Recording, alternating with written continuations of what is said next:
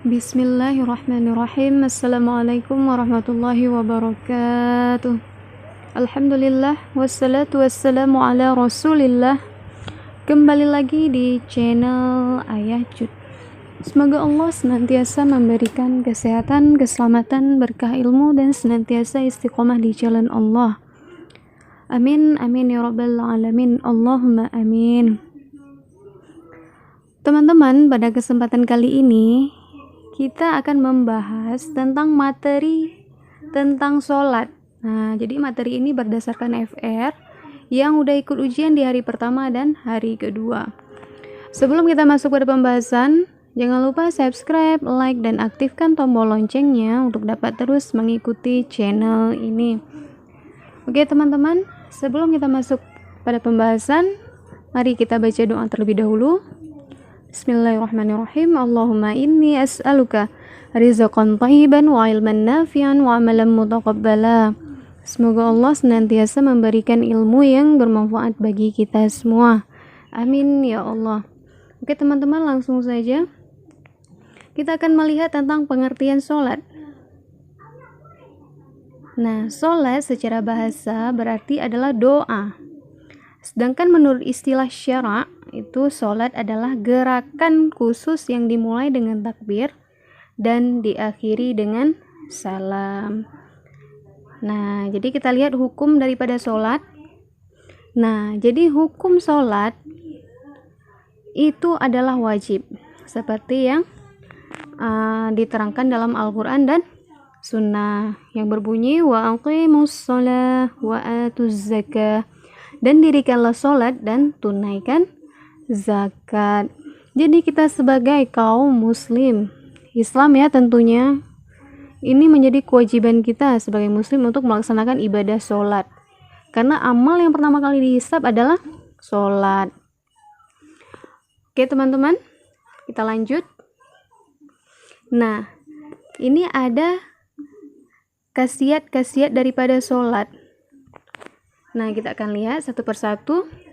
Nah, jadi kita melaksanakan sholat tentu ada khasiatnya untuk kita di masa depan, di akhirat tentunya. Nah, jadi apa yang dijanjikan oleh Allah? Nah, kita akan lihat. Yang pertama, Allah janjikan bagi kita jannah dan kenikmatan di dalamnya. Itu bagi kita yang menjalankan sholat. Nah, kemudian apalagi Allah berikan? Allah berikan pahala yang besar bagi mereka yang bersegera sholat pada waktunya. Nah teman-teman, jadi ini sangat utama ya, melaksanakan sholat tepat pada waktunya. Ketika azan berkumandang, kita langsung menunaikan sholat, meninggalkan segala aktivitas, langsung menunaikan sholat. Jadi Allah memberikan ganjaran, yaitu pahala yang besar. Kemudian sholat berjamaah lebih afdol. Nah, jadi sholat berjamaah ini lebih baik ya daripada sholat sendiri. Jadi ini dikhususkan bagi laki-laki ya teman-teman. Kalau perempuan baiknya itu lebih afdol di rumah saja. Kemudian sholat ini mencegah dari kejelekan. Nah, jadi dengan kita menunaikan ibadah sholat itu insya Allah ya, menjauhkan dari perbuatan keji dan mungkar, insya Allah. Nah, kemudian yang kelima, ini ada aman dari api neraka. Jadi kita orang yang rajin menunaikan sholat tepat pada waktunya, mengerjakan sholat fardu sesuai dengan ketentuan yang Allah terapkan, insya Allah aman dari api neraka. Kemudian yang paling utama adalah sholat adalah tiang daripada agama. Nah, ini jelas ya teman-teman, ini semua menjadi khasiatnya gitu. Jadi karena dengan kita menunaikan sholat, kita bisa mendapatkan kenikmatan di jannah, kemudian mendapatkan pahala, kemudian mencegah kejelekan, aman dari api neraka gitu, dan merupakan tiang dari agama. Oke, kita lanjut teman-teman. Ada keutamaan sholat. Nah, kita akan lihat tentang keutamaan sholat. Ini yang pertama, keutamaannya adalah orang yang mengerjakan sholat ya. Sholat merupakan penolong dalam setiap kesulitan. Nah, jadi sholat merupakan penolong dalam setiap kesulitan. Jadi di sini kita mengerjakan sholat, berarti kita ini istilahnya ada interaksi ya antara kita dengan Allah. Karena secara bahasa sholat itu adalah doa ya. Ya, setiap ayat yang kita panjatkan dari mulai takbiratul ihram, takbir pertama sampai salam, itu banyak puji-pujian atas Allah. Kemudian dapat menjadi penghapus segala bentuk dosa. Ini adalah keutamaan sholat. Masya Allah, luar biasa sekali ya. Kemudian Allah janjikan penjagaan bagi mereka yang istiqomah dalam menjalankan sholat mereka. Jadi kalau kita istiqomah dalam menjalankan sholat tepat waktu, sholat berjamaah di masjid, nah Allah ini menjanjikan bagi mereka yang istiqomah dalam sholatnya, ini penjagaan. Jadi dijaga dari mara bahaya. Gitu teman-teman. Luar biasa ya keutamaan sholat. Makanya kita kalau meninggalkan sholat rasanya ya gimana gitu, perasaan gak enak gitu. Ini bagi yang sudah terbiasa sholat ya, emang dalam hal istiqomah itu sulit, namun harus berazam ya di jiwa, harus tetap istiqomah. Kemudian Allah berikan baginya cahaya pada hari kiamat dengan cahaya yang sempurna. Masya Allah. Jadi Allah berikan cahaya pada hari kiamat dengan cahaya yang sempurna, yang mungkin orang lain tidak bisa mendapatkannya, hanya orang-orang yang mengerjakan sholat yang mendapatkannya. Oke, jelas ya teman-teman, kita lanjut. Oke, yang selanjutnya, nah ini ada dua lagi ya. Ini sholat, ini masih keutamaannya ya. Sholat menjadi wasilah antara hamba dan Rabb-nya. Nah, kenapa? Karena dalam sholat kadang-kadang itu Allah sangat menyenangi, apalagi kita sholat selain sholat fardu ya, yang diwajibkan sholat sunnah. Nah, ini bisa menjadi perantara antara hamba dengan Rabb-nya gitu. Luar biasa memang sholat. Bahkan kadang-kadang Allah juga kadang rindu terhadap sholatnya kita, bangunnya kita di sepertiga malam untuk melaksanakan sholat gitu. Kemudian sholat adalah seutama-utamanya amal. Nah, jadi karena amal yang paling pertama dihisab di hari kiamat adalah sholat. Nah, luar biasa ya teman-teman. Oke teman-teman, kita lanjut. Ini ada syarat-syarat sholat. Ini ada beberapa ya teman-teman, syarat-syarat sholat. Oke, kita lihat yang pertama. Ini yang pertama ada Islam, jelas ya. Kemudian berakal, tamyiz, ini balik ya. Kemudian suci, bersih dari najis, menutup aurat, telah masuk waktu, menghadap kiblat, dan niat. Ini merupakan syarat-syarat daripada sholat. Jelas ya teman-teman pun sudah paham ya terkait masalah ini. Oke, kemudian kita akan lihat wajibul sholat, yang wajib dalam sholat. Nah, ini ada beberapa juga. Ini takbiratul ihram, kecuali pada awal sholat ya. Takbir, Allah Akbar, takbir. Kemudian tasmi'. Nah, kemudian yang ketiga tahmid. Kemudian yang keempat ada bacaan subhana rabbiyal azim. Nah, sekali atau lebih ya, boleh sekali, boleh lebih, biasa 3 kali ya kalau kita ya. Kemudian ada bacaan subhana rabbiyal a'la. Nah, ini juga sama, boleh dibaca sekali ataupun lebih, atau seperti biasa yang kita lakukan yaitu 3 kali. Nah, kemudian bacaan saat bangun dari sujud yaitu rabbighfirli. Nah, kan ada tuh panjang lagi masih ya, rabbighfirli, yang harus baca. Ini wajibul sholat ya, yang diwajibkan dalam sholat. Kemudian yang ketujuh ini bacaan tasyahud awal. Kemudian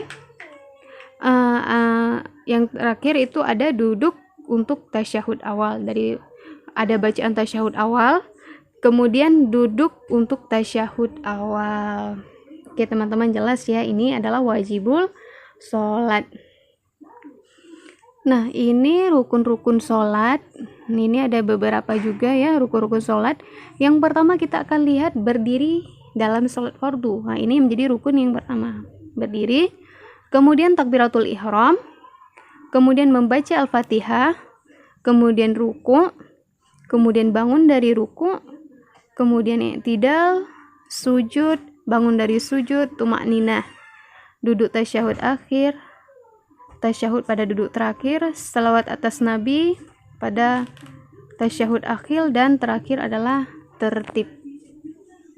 Nah, ini yang menjadi rukun-rukun daripada sholat. Yang tadi syarat, kemudian rukun. Nah, ini adalah sunnah-sunnah daripada sholat. Nah, di soal-soal yang udah pernah ikut tes nih, yang muncul ini tentang sunnah-sunnah qauliyah dan sunnah-sunnah fi'liyah. Ini sunnah qauliyah ini adalah perkataan ya, sunnah-sunnah yang kita ucapkan dalam sholat. Ini ada beberapa ya. Ini ada ditanyakan, ada beberapa FR yang mengatakan ini ada tentang sunnah qauliyah dan sunnah fi'liyah. Ini dalam bab sholat. Ini ada ditanyakan. Yang pertama, doa iftitah. Nah, doa iftitah. Kemudian yang kedua ta'awuz, auzubillahi minasyaitonir rajim. Kemudian basmalah, bismillah. Kemudian tahmin. Ya. Kemudian bacaan setelah Al-Fatihah. Ya, baca setelah Al-Fatihah doa ayat-ayat lain. Kemudian bacaan mil'us samai wa mil'ul ardi wa mil'a ma syi'ta min syai'in ba'du. Nah, ini kan berupa ucapan ya teman-teman. Kemudian membaca bacaan dalam sujud dan ruku, dan doa sebelum salam lebih dari 1 kali. Nah, ini adalah yang menjadi sunnah qauliyah.